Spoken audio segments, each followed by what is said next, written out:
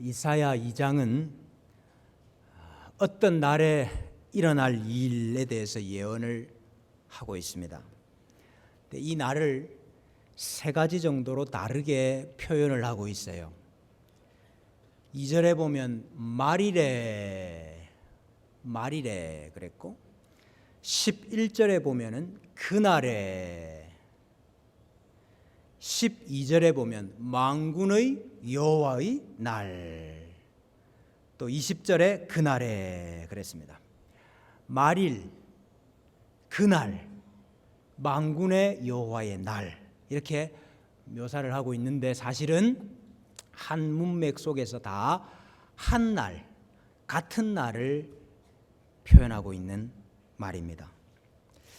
말일, 그날, 만군의 여호와의 날에 어떤 일이 일어날 것이냐 하는 것, 오늘 이사야 선지자의 말씀을 따라서 함께 살펴보려고 합니다.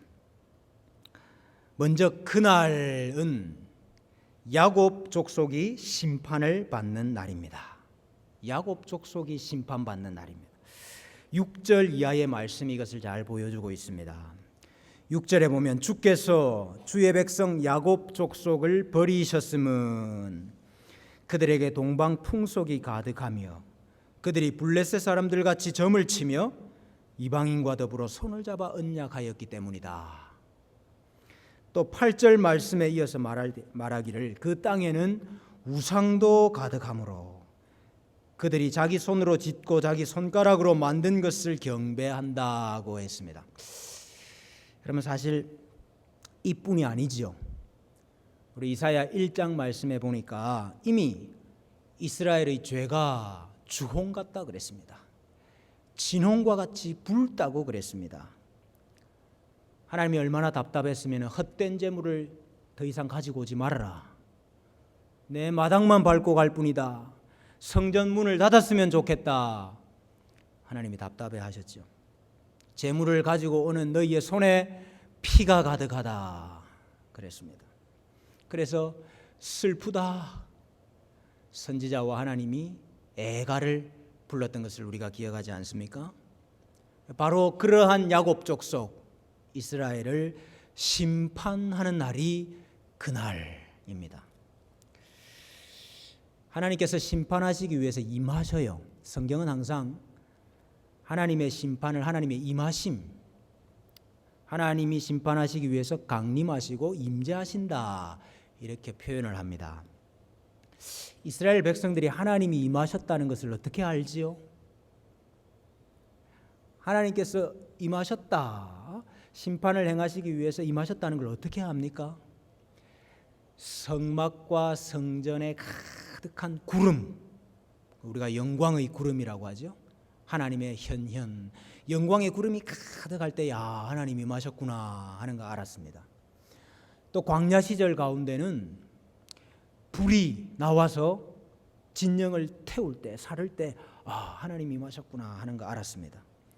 뱀이 나와서, 독사가 나와서 백성들을 물어서 죽일 때 하나님이 임하셔서 심판하시는구나 알았습니다. 전염병이 생겨서 백성들이 죽어나갈 때 하나님이 임하셨다는 것을 알았습니다. 때로는 반석이 터져서, 바위가 터져서 물이 솟아나올 때 하나님이 임하셨구나 하는 거 알았습니다. 혹은 선지자의 입을 통해서 말씀하실 때 하나님이 임하셔서 말씀하신다 하는 것을 알았습니다. 여러분, 오늘 이사야가 예언하는 이 이스라엘 백성들은 어떤 방식으로 하나님의 임하심을 알까요? 어떤 방식으로 하나님이 임하셔서 지금 심판하신다 하는 걸 깨닫게 될까요? 주위의 강대국들의 침략을 받아서, 침입을 받아서 죽고 끌려가고 성전이 파괴되고 나라가 망하는 그 사건을 통해서 하나님이 임하셨다, 하나님이 임하셔서 심판하신다 하는 것을 깨닫게 됩니다. 그래서 오늘 10절 말씀에 보면은 너희는 여호와의 위엄과 그 광대하심의 영광을 피하라. 하나님이 임하시면은 하나님의 영광이 가득하게 되지요. 그래서 너희가 그 영광을 피해라. 그 영광이 보기 좋은 영광이 아니고 그 영광이 무서운 심판이기 때문에 19절에서도 그 말씀을 하고 있고 똑같은 말씀을 하고 21절에도 똑같이 말씀하고 계셔요. 여호와 하나님께서 땅을 진동시키시려고 일어나신다. 땅을 진동시킨다면 이 땅을 심판하신다 이 말. 심판하시기 위해서 일어나시기 때문에 그 하나님의 영광 앞에서 바위 틈에 들어가서 숨고 토굴에라도 들어가서 그 영광을 피해라. 무서운 심판의 날을 경고를 하고 있습니다. 이 날을 다른 말로 만군의 여호와의 날이라 그랬습니다. 여러분, 이 날이 언제입니까? 하나님이 임재하셔서 심판하시는 야곱 족속과 이스라엘 심판, 이 날이 언제입니까? 1차적으로는 북이스라엘과 남유다가 아수르와 바벨론에 의해서 망하는 날이죠. 그래서 성전이 파괴되고 끌려가는 그날입니다. 그러나 여러분, 그 날도 완전한 끝은 아니었습니다. 왜냐하니까 그 망했던 이스라엘 백성들 다시 돌아오게 하시고 회복시켜 주셨고, 다 무너졌던 성전도 다시 세워지도록 하나님이 하셨기 때문에 그날이 하나님의 이 심판의 마지막 끝은 아닙니다. 그러나 더 훗날 이제 더 이상 이스라엘이 일어날 수 없는, 더 이상 이제 성전이 세워질 수 없는 완전히 망하는 그날이 오게 될 것입니다. 구약 이스라엘 백성이 하나님의 백성으로서 받은 그 영적인 특권을 완전히 상실해버리는 그때, 그날이 언제입니까? 수많은 구약의 선지자들이 경고했고, 세례 요한이 와서 경고했고, 예수님께서 오셔서 경고했고, 성령 하나님께서 오셔서 제자들을 통하여 사도들을 통하여 경고하셨던 그날, 구약의 모든 옛 언약이 파괴되고 성전이 파괴되고 무너지고 이스라엘이 영적인 특권을 상실하게 되는 그날, 예루살렘 성전이 로마에 의하여 망하는 그날을 통해서 성취가 됩니다. 만군의 여호와께서 영광으로 심판하시니까, 임하셔서 심판하시니까 어떤 일이 일어나느냐? 12절 말씀해 보니까 대저 만군의 여호와의 날이 모든 교만한 자와 거만한 자와 자고한 자에게 임하리니 그들이 낮아지리라. 하나님께서 지금 이스라엘 백성들이 죄악을 한마디로 정의를 하고 계십니다. 그들이 높아졌다. 교만하고 거만하고 자고하다. 17절에도 보니까 그날에 자고한 자는 굴복되며 교만한 자는 낮아지고 여호와께서 홀로 높임을 받으실 것이요 그랬습니다. 이스라엘의 죄악을 한마디로 말하면 스스로 높아진 것이고, 하나님의 심판을 한마디로 말하면 그 높아진 것을 다 낮추겠다는 것입니다. 여러분, 사람이 다 자기 자신을 중하게 여기고 자기 자신을 무겁게 여기고 자기 자신을 높이기 때문에 상대적으로 하나님을 가볍게 여기고 하나님을 낮게 여깁니다. 하나님을 가볍게 여기니까, 하나님을 낮추니까 하나님께 드리는 제사를 무시하게 되는 것이죠. 예배를 무시하게 되는 것입니다. 그래서 더러운 떡을 드리고 저는 것, 병든 것, 각종 흠 있는 것, 그것을 가지고 와서 제사 드리게 되는 것이죠. 제사를 드리면서도 이렇게 제사하는 이 절차가 왜 이렇게 번거로운고? 하나님께 드리는 예배와 하나님과 교제하는 그 시간을 즐거워할 수가 없습니다. 하나님을 중히 여기지 않으니까 하나님의 말씀을 중히 여길 수가 없죠. 그래서 율법이 시행되지 않습니다. 고아와 과부와 객이 학대를 당하게 됩니다. 내 눈에 보기 좋은 대로 판단하고 선택하고 결정하고 살게 되는 거죠. 이 모든 것의 원인이 무엇이냐? 교만입니다. 스스로 높아진 것이고 거만해진 것이고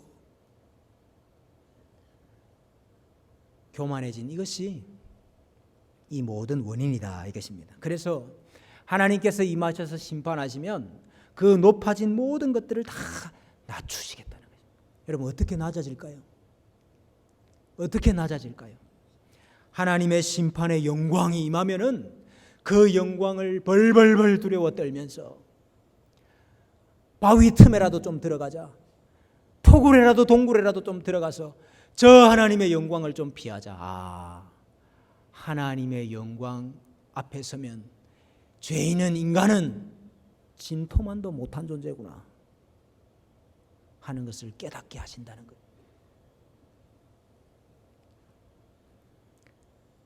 그래서 하나님 말고 다른 것 섬겼던 것들, 모든 신과 모든 우상들 그거 다 갖다 버리게 되는 것으로 하나님이 낮추신다는 거예요.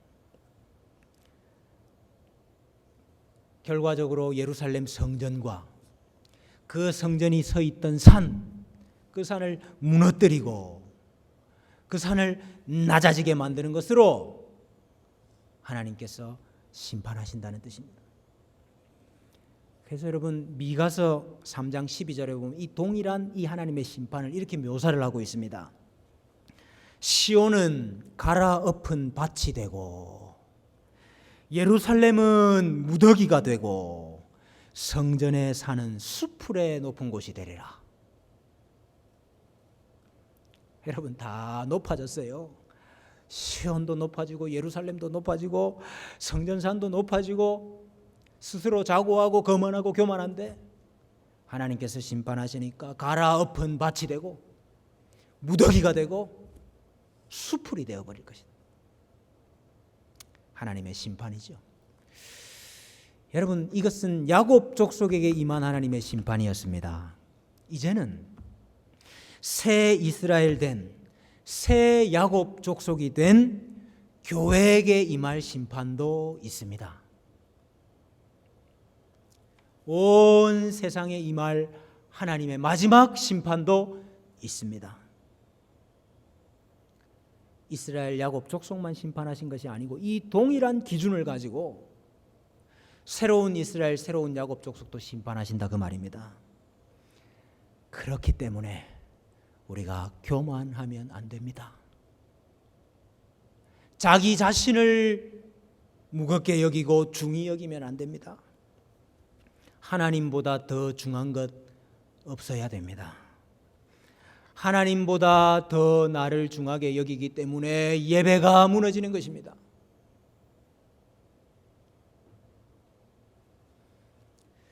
여러분,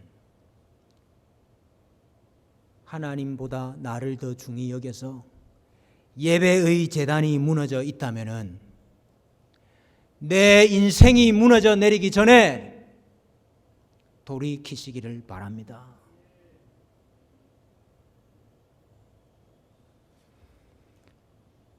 하나님을 가볍게 여기고 하나님을 경히 여김으로 하나님의 말씀을 붙들지 아니하고 하나님의 말씀대로 순종하는 일에 관심이 없다면 내 인생이 무더기가 되고 내 인생이 수풀이 되기 전에 빨리 돌이키시기를 바랍니다. 그것이 새로운 야곱 족속이 된 우리 교회의 마땅한 바인 줄로 압니다. 둘째로 그날은 심판의 날이기도 하지만은 동시에 만방을 향한 구원의 날이기도 합니다. 여러분 그날에 야곱 족속이 심판을 받아서 낮아져 버렸죠. 시온이 갈아엎은 밭이 되고 예루살렘이 무더기가 되고 성전의 산이 수풀이 되었다 그랬습니다. 그런데 바로 그날에, 심판의 그날에 하나님께서 새로운 구원을 베풀기를 시작하십니다. 오늘 그 날을 말일이라 이렇게 표현을 하고 있습니다. 2절 말씀에 보면은 말일에 여호와의 전의 산이 모든 산 꼭대기에 굳게 설 것이요 모든 작은 산 위에 뛰어나리니 만방이 그리로 모여들 것이라 그랬습니다. 여러분, 밭이 되고 무더기가 되고 수풀이 됐지 않습니까? 성전산이. 근데 이제 그 성전과 그 성전산이 다른 그 어떤 산보다도 뛰어나리라, 높아지리라, 우뚝 솟아오르리라, 이렇게 말씀을 하고 있어요. 성전의 산이 높아진다? 이 말이 여러분 무슨 말입니까? 성전의 산이 높아진다. 여러분, 이게 지각 변동을 일으켜 가지고 실제로 막 산이 솟아오른다 이 말입니까? 이게 지금 물리적으로, 지형적으로 그 지대가 융기된다 그런 뜻입니까? 아니지요. 영적인 의미입니다. 예루살렘이 가지고 있는, 성전이 가지고 있는 그 영적인 특권, 야곱 족속의 영적인 특권, 그것이 회복된다 하는 뜻입니다. 여러분, 지금 여호와의 전의 산은 하나님이 싫어하는 장소가 되어 있잖아요. 아유, 제발 그 헛된 재물 더 이상 드리지 말아라. 제발 내 집 문을 닫았으면 좋겠다. 지금 하나님이 싫어하는 집이 되어 있습니다. 근데 말일에, 그날에는 하나님께서 그 집을 좋아하시고, 그래서 그 집으로 다시 돌아오시고, 그 집에 임하시고, 그래서 하나님의 임재로 말미암아 하나님의 영광이 가득한 집이 된다 이 말입니다. 그래서 하나님의 성전산이 높아지리라, 우뚝 솟아지리라, 뛰어나리라 그 말입니다. 하나님께서 임재하시니까 다시 그곳에 말씀이 가득하게 되겠지요. 하나님께서 말씀으로 임재하시니까 그곳에 다시 하나님의 말씀이 가득하게 됩니다. 그러니까 세계 만방이 그 말씀을 듣고 배우고 따르고 순종하기 위해서 시온산으로 몰려들 것이다. 오라, 우리가 여호와의 산에 오르며 야곱의 하나님의 전에 이르자. 그러면서 몰려오게 된다는 것입니다. 여러분, 지금 이스라엘은 제사장 나라로서의 사명을 상실해 버렸습니다. 원래는 하나님께서 이스라엘을 택해서 온 세상을 구원하는 제사장 나라로 이스라엘을 부르셨잖아요. 택하셨잖아요. 근데 이스라엘 자신이 제사를 제대로 안 드리고 있는데, 이스라엘 자신이 도대체 하나님 앞에서 제대로 교제가 안 되고 있는데 어떻게 만방을 하나님께로 이끄는 제사장 역할을 합니까? 그런데 말일에, 그날에는 하나님께서 이제 그 역할을 다시 회복시켜 주셔서 제사장 나라가 되게 하심으로 많은 이스라엘 백성들이, 이방이 시온으로 올라오고 그 시온을 통하여서 하나님과 교제하고 하나님 백성이 되는 역사가 일어나게 될 것이다 하는 예언인 것이죠. 그리고 그렇게 온 자들이 단지 하나님의 말씀을 듣는 것으로 끝나는 것이 아니고 그 말씀대로 순종하면서 살게 될 것이다.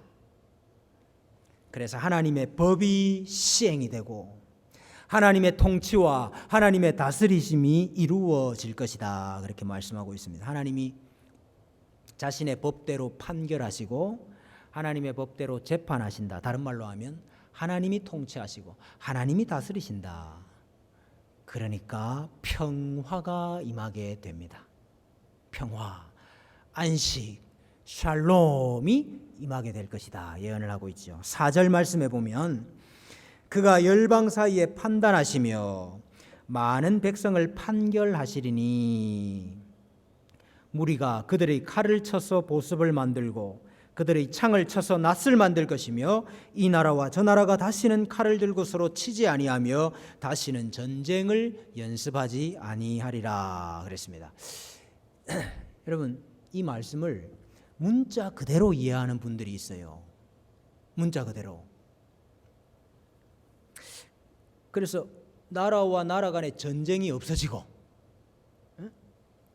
또 칼을 쳐서 보습을 만들고 낫을 만든다고 했으니까 대량 살상 무기, 핵무기 이런 것들이 다 없어지고, 전쟁을 연습하지 않는다 그랬으니까 뭐 합동 군사 훈련 이런 것들 다 없어지고 하는 그러한 상태를 지금 말하는 거다, 이렇게 보는 분들이 있습니다. 유대인들도 그렇게 봅니다. 유대인들도 이걸 문자 그대로 봐요. 그래서 아직 메시아가 오지 않았다. 왜 아직 메시아가 안 왔느냐? 아직까지 이 세상에 봐라, 전쟁이 있지 않느냐. 이 세상에 아직 전쟁이 있기 때문에 아직 메시아가 온 게 아니다. 또 모든 사람들이 지금 예루살렘으로 막 올라와야 되는데 모든 이방 사람들이 예루살렘으로 안 올라오고 있지 않느냐. 그러니까 메시아가 온 게 아니다, 이렇게 해석을 합니다. 여러분, 만약에 이 말씀을 그렇게 문자 그대로 해석을 하고 이해를 한다면은 시온산이 이 세상에 그 어떤 산보다 높아지리라 그랬으면, 여러분 시온산이 에베레스트 산보다 높아져야죠. 여러분, 이게 예언자적인 문체지, 예언자적인 문체고 상징이지 이것이 설명문이 아닙니다. 물론 여러분, 이 세상에서도 전쟁이 사라지고 무기들이 사라지고 죽이는 것이 사라져야 되겠죠. 그러면 좋겠죠. 그러나 오늘 본문 말씀은 그러한 평화를 말하는 것이 아닙니다. 이 성경의 용례와 또 1차적인 그 의미를 오해를 하기 때문에 그래요. 성경에서 여러분 평화, 안식, 샬롬이라는 것은 언약이 완성된 상태를 가리키는 거예요. 언약이 완성된 상태. 여러분, 언약이 완성되었다는 것이 무엇입니까? 원래는 하나님의 백성이 아니죠. 보십시오. 하나님 백성 삼아 놓아도 다 떠나잖아요, 하나님을. 이게 무엇 때문입니까? 죄 때문에 그렇습니다. 사탄 때문입니다. 원수 대적 때문이에요. 그래서 하나님께서 그 원수와 대적으로부터 건져내셔야 돼요, 자기 백성을. 이걸 엑소더스라 그랬죠. 건져내셔야 돼요. 죄와 사탄과 원수의 권세로부터 건져내시고 또 그들을 무찌르시고 쫓아내셔야 돼요. 그리고 하나님의 집을 세우고 하나님이 거기 임재하시고 하나님을 예배하고 교제하고 제단이 쌓아지고, 그래서 하나님과 자기 백성이 동행하면서 사는 거, 그 상태를 샬롬이라, 평화라, 안식이라 이렇게 말을 하는 겁니다. 그래서 오늘 이 말씀은 하나님께서 이제 자기 백성을 뺏어가고 앗아가고 자기 백성을 하나님으로부터 떠나게 만들었던 모든 원수와 대적들을 다 물리치시고 정복하시고 이제 새 언약을 완성하실 것이다 하는 말씀을 오늘 예언자적인 문체로 이렇게 설명을 하고 있는 것입니다. 그래서 이 동일한 말씀을 하고 있는 병행 구절인 미가서 4장에 보면은 하나님께서 이렇게 구원을 이루시면은 어떤 일이 일어나느냐, 뒤에 이 말씀을 덧붙이고 있어요. 각 사람이 자기 포도나무 아래와 자기 무화과 나무 아래에 앉을 것이라. 여러분, 이렇게 평화가 이루어지면, 이렇게 안식이 이루어지면은 각자 무화과 나무 아래와 포도나무 아래에 가서 앉아 있답니다. 여러분, 이게 무슨 말? 이것도 여러분 문자적으로 이해해야 됩니까? 무화과 나무와 포도나무라는 것은 하나님께서 자기 약속, 자기 언약을 이루어 주셔가지고 약속하신 가나안 땅에서 얻게 되는 언약의 복, 그것을 가리키는 것입니다. 언약이 완성되면 하나님 주신 언약의 복을 누릴 거 아닙니까? 그게 무화과고 그게 포도예요.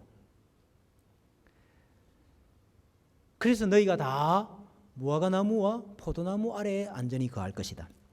여러분, 솔로몬 시대에 하나님의 언약이 완성되지 않았습니까? 먼저는 다윗 왕이 그 주변에 이방을 다 무찔렀습니다. 이방을 다 물리쳤어요. 그 다음에 솔로몬 왕이 하나님의 집을 세우고 제단을 세우고 예배를 회복시켰어요. 안식이 완성된 거지요. 그때 이렇게 말하고 있습니다. 열왕기상 4장 25절에 솔로몬이 사는 동안에 유다와 이스라엘이 단에서부터 부엘세바에 이르기까지 각기 포도나무 아래와 무화과 나무 아래에서 평안히 살았더라. 여러분, 이것은 하나님의 약속이 이루어졌다는 대표적인 구절이에요. 말일에, 그날에 하나님께서 대적과 원수를 다 정복을 시킨다. 어떻게 정복합니까? 지금 하나님이 창을 들고 나가 싸우고 칼을 들고 나가서 무찔러 가지고 정복하는 게 아니에요. 지금 하나님이 어떤 방식으로 이방을 정복합니까? 이방이 돌이켜 가지고 이방이 시온산으로 올라오는 것으로 이방을 정복합니다.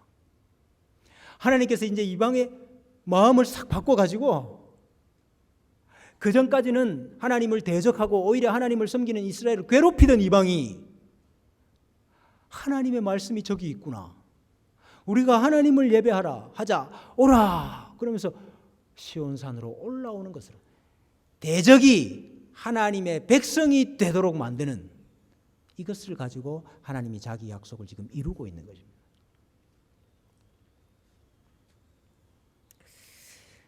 창과 칼이 아니고 말씀과 복음으로 만방을 구원하는 이 구원의 역사가 말일에 일어날 것이다. 이렇게 우리에게 말씀하고 있습니다. 이 말일이 언제입니까? 그날이 언제입니까? 이날 아직 오지 않은 날입니까? 천만에요. 여러분, 이 날은 민족적으로, 문자적으로, 혈통적으로 이루어질 것이 아니고 영적으로, 종말론적으로 이루어질 회복을 가리키는 것입니다. 새 예루살렘, 새 야곱 족속이 된 교회를 통해서 이루어질 일을 예언하고 있는 것입니다. 그 마지막 새 예루살렘 성전, 이것은 예수 그리스도와 분리시킬 수가 없지요. 그렇기 때문에 예수 그리스도가 바로 이 산이라. 여러분, 말일에 성전의 산이 그 어떤 산보다 높아진다 그랬지 않습니까? 이 산을 예수 그리스도라고 해석했습니다. 수많은 교부들이. 그리고 마지막 때 예수님께서 많은 사람을 자신에게로 이끌으실 것이다. 이 사실을 통해서 성취되었다라고 해석했습니다. 이 해석이 맞는 것입니다. 재건된 새 예루살렘인 교회는 모든 이방 백성들을 위한 예배의 중심지가 됩니다. 그래서 열방들이 자기 신과 자기 우상과 자기 본거지를 다 버리고 새로운 시온산인 교회로 몰려오게 되는 것입니다. 시온에서 여호와의 말씀이 나옵니다. 교회에서 하나님의 말씀이 선포되는 것입니다. 하나님의 말씀이 예수 그리스도지요. 그리고 예수 그리스도께서 그 길이시고 그 도가 되십니다. 오늘 우리가 읽은 이 이사야 말씀에도 율법과 하나님의 말씀이 시온에서부터 나오고 그 길을 가르치실 거다 그랬는데, 신약에 보십시오. 도를 가르쳤다, 그 길을 가르쳤다, 모두 다 이 단어예요. 예수 그리스도로 말미암아 제자들이 나가서 예수 그리스도의 도, 복음의 도, 진리의 도를 전파하고 있습니다. 시온에서 말씀을 받은 열방들이 가는 곳마다 만나는 사람들마다 오라, 오라, 우리가 여호와의 산으로 올라가자.